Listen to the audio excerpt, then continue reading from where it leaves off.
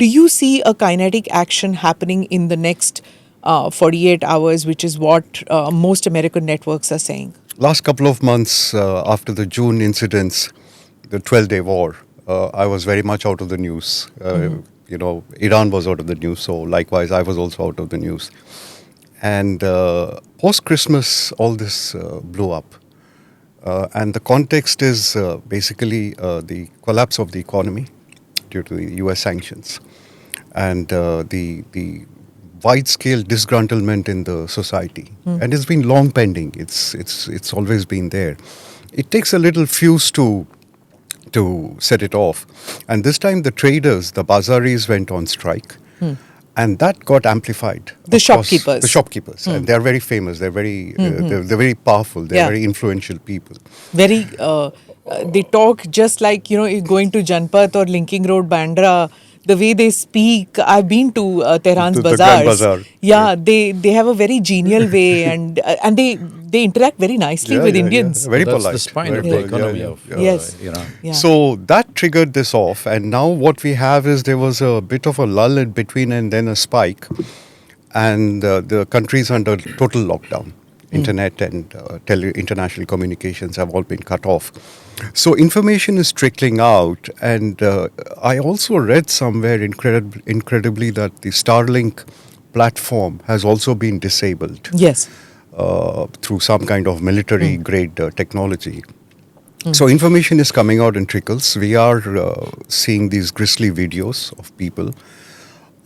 Several thousands... Starlink and Cloudflare, both I think have Several been thousands, I believe, have been killed across the country. Many thousands detained. I think we are in the middle of a very critical phase. It's a tipping point now where it goes because it's become a mass movement. So will there be like that one incident which could trigger a kinetic action? Do you think that one hanging of one protester or sudden fire on a bunch of protesters? Do you think there's that one incident which could tip off a kinetic action? Kinetic action by the US? By the US, yes. Well, we'll have to see because Trump has been speaking from both sides. He did threaten kinetic action right in the beginning. He said, if something, we are locked and loaded, as he said. Yeah.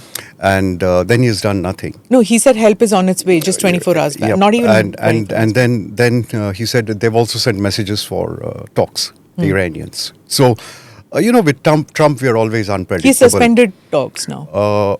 But as Marco Rubio, the Secretary of State, has reported to have said, he said we would explore all non-kinetic options. Okay. See, kinetic options, you need a target, you need an objective. Here we have a mass movement. It's an uprising.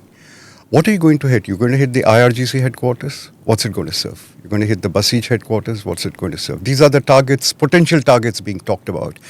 Now, Iran's neighbors, particularly Saudi Arabia and Oman, have also been advocating against kinetic action. Right. This may tip the population push them into a corner. Because the regime will be pushed into a corner. And then they've already taken very harsh measures. It's a brutal suppression of unarmed demonstrations. And they have no resort to weapons or anything except for few in the border areas. So I think we'll have to see exactly what the Americans want, how they would want to achieve their objectives, and how the regime is going to respond, because they've threatened they're going to attack. First they said we're going to do preemptive strikes. Right. Then later we came to know that Israel sent a message through the Russians to the Iranians that we are not going to do anything, so you don't do anything. Now, is this just to lull them into some sense of complacency and then step up the actions? Because if you remember last June, when we had Operation Midnight Hammer, Trump said we are going to talk to the Iranians. And then within 48 hours, he launched strikes on the nuclear facilities. So kinetic action, will it serve the purpose? And if so, what the day after? Who's going to come in? Who is going to take over? Is it going to be the Crown Prince? Or is it going to be someone waiting? Well, but is he accepted by the people? Because the monarchy memories remain, Smita. People remember the monarch days. You served there. So I served there twice. Yes. So, they're critical of the monarch days also. Even the middle class who are critical of the present regime, they're also critical of the monarch. I mean, remember the Savak, the Shah's secret police, service, Yes, was brutal. as brutal as Yes. these guys. True. And again, those days we didn't have internet But they connectivity. dismantled. It's 30 Well, years. it's been taken over by Etalat. It's a Yeah. new intelligence or whatever. Their deep this thing. It's 47 years. 47. Next month we're going to enter 48th year. Yeah. And this is a regime which has strong institutions. It's got a strong network of officer cadre, the troops. I mean, it's not some regime you can just overthrow and expect Right. something new like you did with Saddam Hussein in Iraq. Right.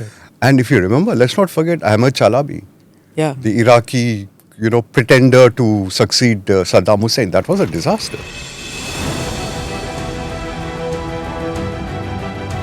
Namaste, Jai Hind. You're watching ANI podcast with Smita Prakash. अगर हम उसको मस्जिद कहेंगे तो फिर विवाद होगा।